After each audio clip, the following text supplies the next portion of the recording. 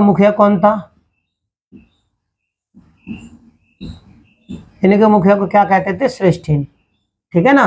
तो ये व्यापार के संगठन थे जो कि श्रेष्ठी गण और गणपति कहे जाते थे। इनका मुखिया जो होता था वो श्रेष्ठीन होता था। महाजनी प्रथा भी थी, चाहे वो वैदिक यानी ऋग्वेद काल का समय हो या उत्तर वैदिक काल का समय।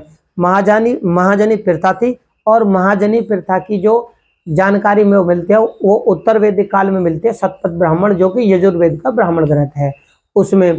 अब यहाँ पर जब व्यापारिक संगठन थे तो ये व्यापारिक संगठन क्या है, वहां के आम मानवों को देते थे, क्या करते थे?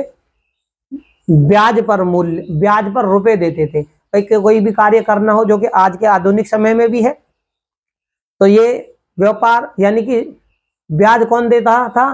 तो ये व्यापारी देते थे। व्यापार कौन थे? श्रेष्ठी गण और गणपति ये देते थे।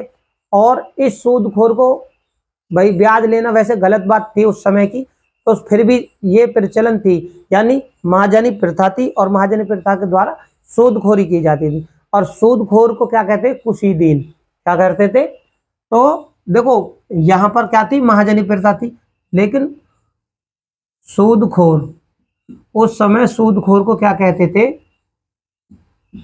कुशीदीन। ठीक है ना, सूदखोर को कहते थे कुशीदीन है। अब इसके बाद उस समय 4 प्रकार के, अब देखो व्यापार से संबंधित जानकारी होगी, जो भी महत्वपूर्ण तथ्य है उनकी बातें मैंने आप लोगों से साझा की। अब देखो क्या होता है कि उस समय आर्य लोग जो थे, यानी उत्तर वैदिक काल के जो लोग थे, वो 4 प्रकार के बर्तनों का प्रयोग करते थे। इसके 4 प्रकार के बर्तनों का प्रयोग। अब कौन कौन से बर्तन थे? तो मुख्य बर्तन जो थे, लिख दें बर्तन का प्रयोग।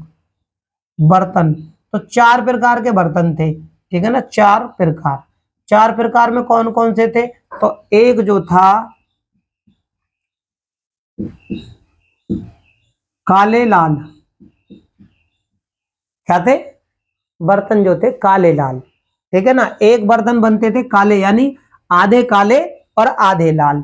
दूसरे जो थे, है ना, वो थे काले, समझ गए। और तीसरे प्रकार के जो बर्तन थे वो थे चित्रित धूसर, चित्रित धूसर भांड। और जो चौथे जो थे, ठीक है ना, वो थे लाल रंग के हैं। तो क्या थे? लाल। तो अब इसमें क्या थे? 4 तरह के थे लाल भांड। अब भांड मतलब होते बर्तन। अब एक बर्तन तो काले और लाल, यानी कि मान लो बनाया नहीं यार, कोशिश करूंगा। तो ये एक बर्तन हो गया, तो ये हो गया लाल, यानी ये हिस्सा लाल और ये हो गया काला। और एक हो गया कि ये हिस्सा पूरा ही काला हो गया। दूसरा हो गया कि इसी बर्तन पर चित्र बनाए हुए हैं। ठीक है ना, इस बर्तन पर चित्र बनाए हुए हैं। एक बर्तन वो प्रचलन में था। दूसरा क्या था? ये ही बर्तन पूरा लाल हो। ठीक है, तो एक ही बर्तन पे मैंने उदाहरण देने की कोशिश की है, अगर आप लोगों की, आप लोग समझ लेना। ठीक है, तो 4 प्रकार के ये बर्तनों का प्रयोग उस समय लोग करते थे। अब इन बर्तनों में सबसे ज्यादा, अब देखो कुछ तो होते हैं कि, देखो उदाहरण के लिए बताता हूं मैं।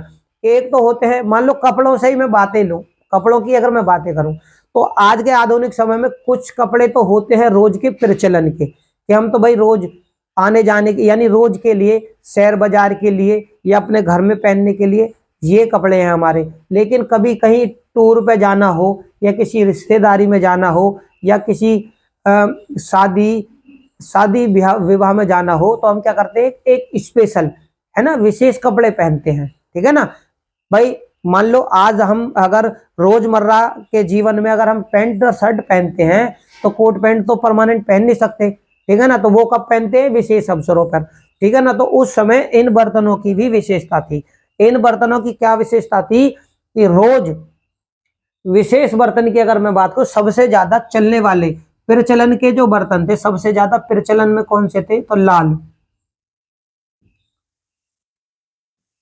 देखो सबसे ज्यादा प्रचलित जो थे, सबसे ज्यादा प्रचलित बर्तन कौन से थे? तो लाल बर्तन सबसे ज्यादा प्रचलित बर्तन थे, यानी कि रोजमर्रा के जीवन में काम आने वाले बर्तन। लेकिन विशेष बर्तन जो थे, यहां पे लिख दो विशेष बर्तन जो थे, विशेष, ठीक है ना, विशेष जो थे, ठीक है ना, विशेषता क्या थी, चित्रित धूसर, है ना। अब ये क्या थे, बहुत ही ज्यादा प्रमुख बर्तन थे। हो सकता है शादी विवाह में या किसी क्या कहते, कोई मेहमान अगर आए तब ये यूज में आते हो, ठीक है ना। तो लाल बर्तन तो प्रचलन में थे, लेकिन एक विशेष, ठीक है ना, इस युग की अगर मैं बात करूं तो विशेषता वाले बर्तन जो थे, ठीक है, तो वो थे चित्रित धूसर, मृत भांड। ठीक, बात करते हैं इनके व्यापार की, किसके, व्यापार की। तो व्यापार क्या था, व्यापार, ठीक है। तो व्यापार की अगर मैं बात करूं मेरे प्यारे साथियों, बीच में एक बात फिर दोहराऊंगा, चैनल मेरा नया है, अगर मेरी वीडियो आप लोगों को अच्छी लगे तो इसे ज्यादा से ज्यादा लाइक करें, वीडियो को शेयर करें, और वीडियो पर नए हो यानी चैनल पर नए हो तो चैनल को सब्सक्राइब करें। देखो व्यापार क्या था, उत्तर वैदिक काल में आर्य लोगों का जो व्यापार था वो वस्तु विनिमय के द्वारा था, चाहे वो ऋग्वेद काल का समय हो या उत्तर वैदिक काल का, वस्तु विनिमय के द्वारा ही व्यापार किया जाता। वस्तु विनिमय क्या होता था कि किसी पे अगर हमारे जरूरत की वस्तु है और उसकी जरूरत की वस्तु हम पे है तो आदान प्रदान करने के बाद वो व्यापार हो जाता था। देखो उस समय सिक्के थे, सिक्के भी उस समय प्रचलन में थे, उत्तर वैदिक काल में सिक्के प्रचलन में थे, लेकिन नियमित नहीं थे, यानी कि रोज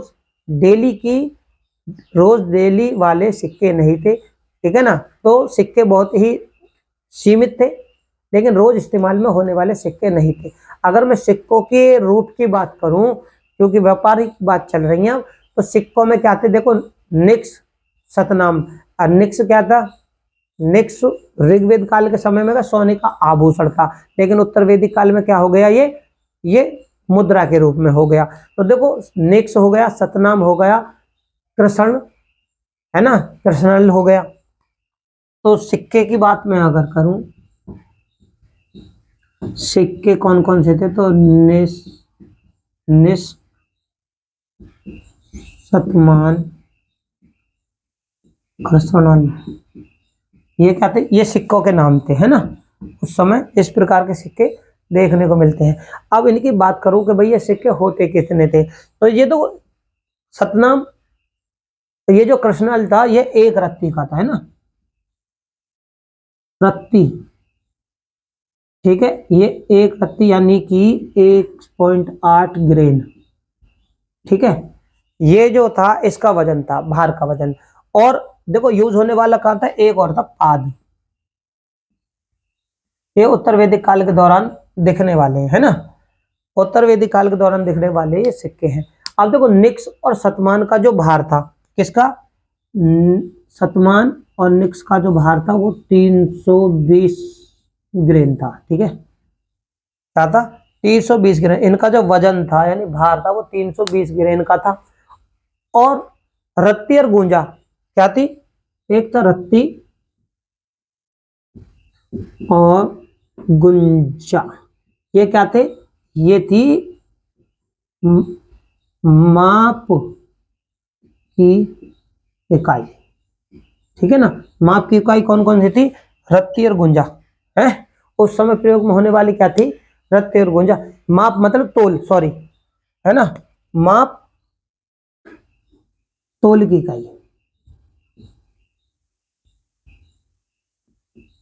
ठीक है ना, तोल की इकाई, माप तोल की इकाई थी रत्ती गुंजा। ये वो सिक्के थे जो उस समय प्रचलन में थे, और इससे ज्यादा आर्थिक व्यवस्था के अंतर्गत कोई भी क्वेश्चन पेपरों में मेरे को नहीं लगता पूछा जाएगा, ठीक है ना। क्वेश्चन किस प्रकार से पेपरों में पूछे जाएंगे वो हम अपने आने वाली वीडियो के माध्यम से आप लोगों को कराएंगे। लेकिन अगर मैं इसकी नगर की बात करूं, नगर की चर्चा, ठीक है ना, उस समय जो ये आर्य लोग रहते थे, तो नगरों की अगर मैं चर्चा करूं तो नगर की सबसे पहले चर्चा हमें तैतरीय आरण्यक, तैतरीय आरण्यक किसका है, ये यजुर्वेद का है, ठीक है, आरण्यक ग्रंथ। अब आप ये कहेंगे कि नगरों की चर्चा आरण्यक ग्रंथ में कैसे, तो देखो जब वेदों के रूप का विस्तार हुआ, यानी रूप का विस्तार हुआ, इनका विकास हुआ, तो नीचे आता है आरण्यक, ठीक है ना। तो आरण्यक जब लिखे गए तो उस समय काफी समय बीत चुका था, तो नगर की चर्चा सबसे पहले तैतरीय आरण्यक, जो कि यजुर्वेद का अन्य ग्रंथ है उसमें देखने को मिलती है।